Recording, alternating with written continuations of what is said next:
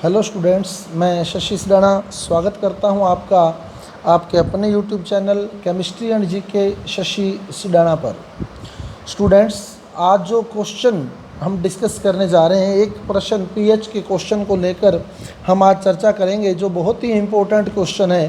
Question है आपके सामने 10 की पावर -8 NaCl, 10 की पावर -8 NaCl विलयन की पीएच का मान है। ऑप्शन आपके पास 8, 6.94 या लगभग 7 भी आ सकता है। आपके पास जो ऑप्शन है लगभग 7, 5, 6, यानी यहाँ 7 लगभग 7 आ सकता है, 8 लगभग 7, 5, 6। तो आपका जो एग्जैक्ट आंसर है वो है बी, 6.94। अब 10 की पावर -8 NaCl विलयन की पीएच का मान 6.94 है। अब हमने चर्चा करनी है कि यह आंसर आया कैसे है, कैसे आया यह आंसर 10 की पावर -8 NaCl विलयन को लेकर। तो पीएच का वीडियो मैं पहले अपलोड कर चुका हूं। जिन विद्यार्थियों ने पहले वाला पीएच वाला वीडियो नहीं देखा है, तो मैं रिक्वेस्ट करूंगा उनसे कि डिस्क्रिप्शन बॉक्स में पीएच के वीडियो का लिंक दिया गया है, तो वहां से पहले पीएच वाला वीडियो देखें, फिर इस टॉपिक पर आएँ, ताकि उन्हें समझ आ सके कि कैसे हम पीएच सॉल्व करते हैं। अब हम देखें, इससे पहले हमने डिस्कस किया था, यदि आपको H+ की सांद्रता का मान 10 की पावर -x दिया हो, 10 की पावर -x दिया हो, तो इसकी जो pH होती है वो x होती है। 10 की पावर जितनी भी माइनस में होगी वो pH हो जाएगी। 10 की पावर -x है तो pH x होगी। इसके कुछ एग्जाम्पल हमने लिखे थे, जैसे H+ की सांद्रता अगर 10 की पावर -2n है तो pH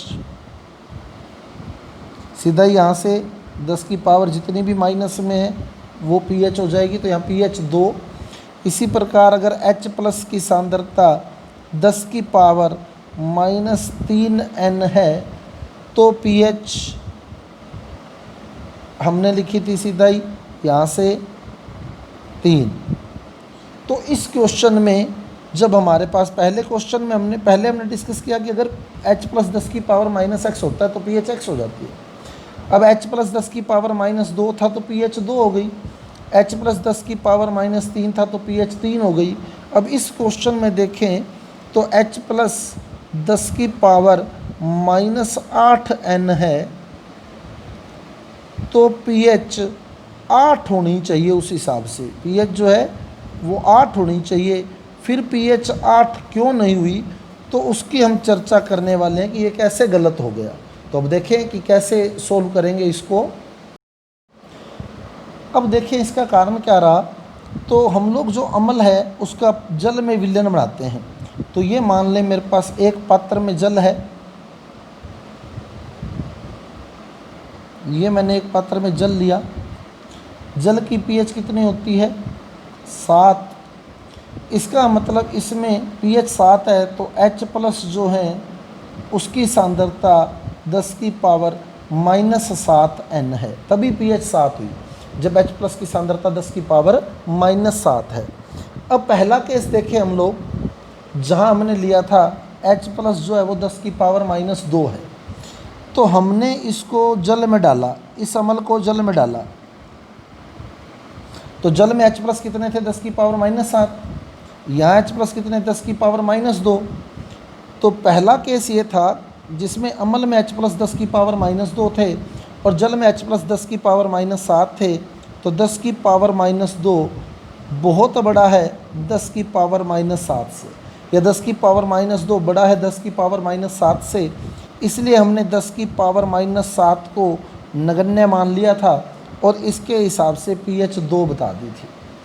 इसी प्रकार अगर दूसरा केस देखें तो H+ की सांद्रता 10 की पावर -3 है, तो जब हमने इस अम्ल को जल में डाला तो 10 की पावर -3 भी बड़ा है 10 की पावर -7 से, तो इस केस में भी हमने 10 की पावर -7 को नगण्य मान लिया और pH इसके हिसाब से बता दी 3, यहाँ pH इसके हिसाब से बता दी 2। लेकिन अगर तीसरा केस देखें हम, जहाँ H+ 10 की पावर -8 है, तो जब हम इस अम्ल को जल में डालते हैं तो इस केस में अम्ल की सांद्रता थी 10 की पावर -8 और जल में जो H+ की सांद्रता है वो 10 की पावर -7। अब 10 की पावर -7 बड़ा है 10 की पावर -8 से, अतः इस केस में जल में जो H+ आयन की सांद्रता है उसको नगण्य नहीं माना जा सकता। क्लियर। तो इन दो केस में तो H+ की सांद्रता जो थी वो जल के H+ की सांद्रता से ज़्यादा थी, अतः जल के H+ की सांद्रता को नगण्य मान लिया। पर तीसरे केस में अगर हम देखें तो अम्ल से जो H+ आया उसकी सांद्रता 10 की पावर -8 है और जल में जो H+ है उसकी सांद्रता 10 की पावर -7 है, अतः इसको नगण्य नहीं मान सकते। तो जब इसको नगण्य नहीं मान सकते तो हम क्या करेंगे, अब जल में H+ कितने 10 की पावर -7, अम्ल से H+ कितने 10 की पावर -8, तो हम कुल H+ निकाल लेंगे, कुल H+ की सांद्रता निकाल लेंगे।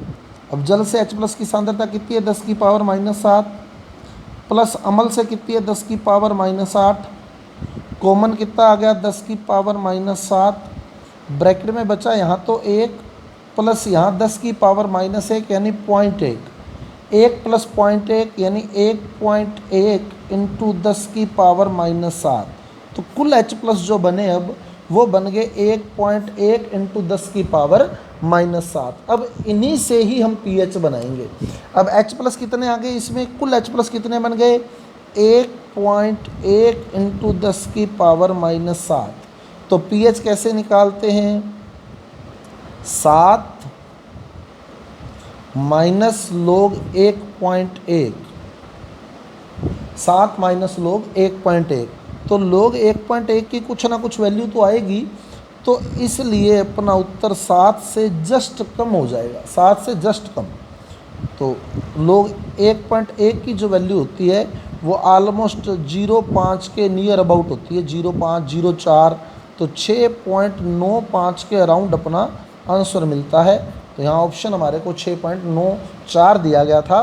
तो इस प्रकार 10 की पावर -8 NaCl जब हम लेते हैं तो उस केस में हम जल में जो H+ पड़े हैं उनको नगण्य नहीं मान सकते, फिर कुल H+ हमें बनाने पड़ते हैं, फिर हमें pH सोल्व करनी होती है। ऐसे ही मान लो 10 की पावर -9 भी दे देता ना तो भी उसका आंसर यही बनता, 10 की पावर -10 भी दे देता तो भी उसका आंसर यही बनता। क्लियर। क्यों कि जैसे मान लो यहाँ 10 की पावर -9 दे देता सपोज, तो यहाँ 10 की पावर -7 कॉमन बन जाता, वही 1 बनता, यहाँ 10 की पावर -2 बनता, यहाँ 0.01 बनता, तो ये बनता 1.01, 1.01, तो यहाँ होता माइनस का log 1.01, तो log 1.01 का भी कुछ ना कुछ वैल्यू होती है, लगभग यही होती है जो log 1.1 की है। तो ऑलमोस्ट यही आंसर रहेगा, चाहे आपको 10 की पावर -8 NaCl दे दे, चाहे आपको 10 की पावर -9 NaCl दे दे, चाहे आपको 10 की पावर -10 NaCl दे दे, आपका आंसर जो होगा वो यही रहेगा, नियर अबाउट 7। क्लियर। तो इस प्रकार हम 10 की पावर -8 NaCl जब लेते हैं तो उसकी pH का मान 8 नहीं होकर 6.94 होता है। और वैसे भी सोच ले अम्ल है तो अम्ल की pH 7 से कम ही होती है, 8 तो हो ही नहीं सकती, तो ये तो वैसे ही गलत हो गया। और बाकी आपको पूरा क्लियर कर दिया कि कैसे ये आंसर आया है। अगर आपको समझ आया है, मेरा वीडियो अच्छा लगा है तो कृपया मेरे वीडियो को लाइक कीजिए, मेरे चैनल को सब्सक्राइब कीजिए और आगे ज़्यादा से ज़्यादा शेयर कीजिए। तो कल मिलते हैं नए वीडियो के साथ। Thank you.